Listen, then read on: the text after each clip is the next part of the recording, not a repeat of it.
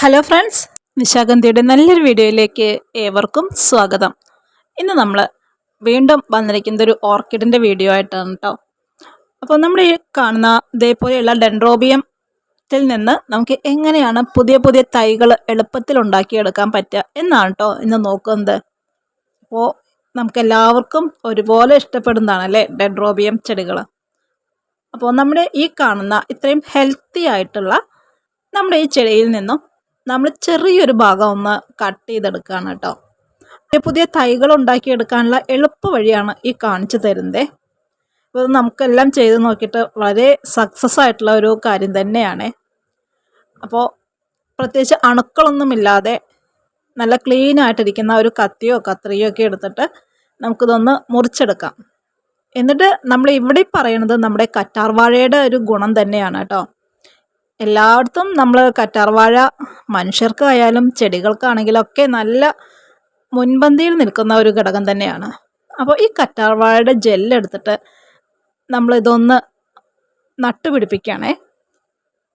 അത്യാവശ്യം നല്ല രീതിയിൽ തന്നെ നമ്മുടെ മുറിച്ച് മാറ്റിയ ഈ കമ്പിലിൻ്റെ രണ്ട് സൈഡിലും നല്ല രീതിയിൽ കറ്റാർവാഴയുടെ ജെല്ലാക്കണം കേട്ടോ. എന്നിട്ട് നമ്മൾ ഇതേപോലെ ഒരു ബോക്സ് എടുത്തിട്ട് അതിനകത്തേക്ക് നമ്മുടെ ചകിരിയുടെ തൊണ്ട് അത് നമ്മളിങ്ങനെ കുഞ്ഞു കുഞ്ഞു പീസുകളാക്കി എടുത്തത് നന്നായിട്ട് ഇട്ട് കൊടുക്കാം കേട്ടോ. അപ്പോൾ ഇത് നമുക്ക് വീടുകളിൽ ഉണ്ടാക്കിയെടുക്കാൻ കഴിയുന്നതാണ്. പൈസ കൊടുത്താലും നമുക്ക് മേടിക്കാനായിട്ട് പറ്റും. പക്ഷേ ഈ കാണുന്നൊരു ഭംഗി നമ്മൾ ഇതേ രൂപത്തിലേക്ക് ആക്കിയെടുക്കുന്നത് വരെ ഇല്ല കേട്ടോ.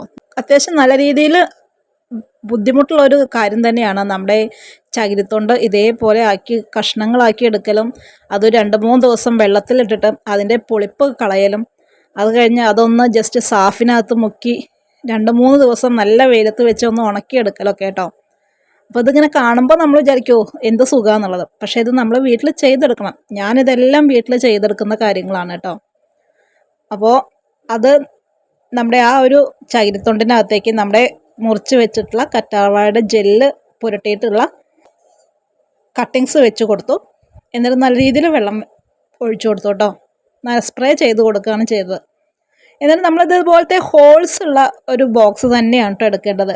ആ ഹോൾസ് വരുമ്പോൾ അതിനകത്തേക്ക് ആവശ്യത്തിനുള്ള ലൈറ്റും കാര്യങ്ങളെല്ലാം വരും. അപ്പോൾ നമ്മളതൊരു കുറച്ച് ദിവസത്തിന് ശേഷം ചെറിയ രീതിയിൽ ആ ചെടിയിൽ വന്നിരിക്കുന്ന വ്യത്യാസമാണ് കേട്ടോ ഈ കാണുന്നത്. അപ്പോൾ നമുക്ക് നമ്മുടെ കയ്യിൽ ഓർക്കിഡിൻ്റെ പുതിയ പുതിയ തൈകളുണ്ടെങ്കിൽ അതിനകത്ത് നിന്ന് ഇതേപോലെ തൈകൾ ഉണ്ടാക്കിയെടുക്കാനായിട്ട് കഴിയും കേട്ടോ. പിന്നെ നമ്മൾ ഈ ചെടി ബോക്സിനകത്ത് ഇരുന്നാലും അതിന് ഹോൾസ് ഉള്ളത് കൊണ്ട് തന്നെ നനച്ചു കൊടുക്കുമ്പോൾ ബോക്സിൻ്റെ ഒരു അടപ്പ് അഴിച്ചെടുക്കണമെന്നില്ല കേട്ടോ.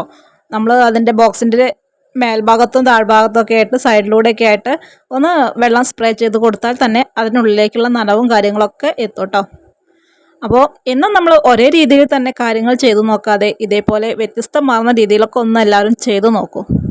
അപ്പോൾ ഇതൊക്കെയാണ് നമ്മുടെ ഇന്നത്തെ ചെറിയ ചെറിയ വിശേഷങ്ങൾ. മറ്റു നല്ലൊരു വീഡിയോയുമായിട്ട് വീണ്ടും കാണാം.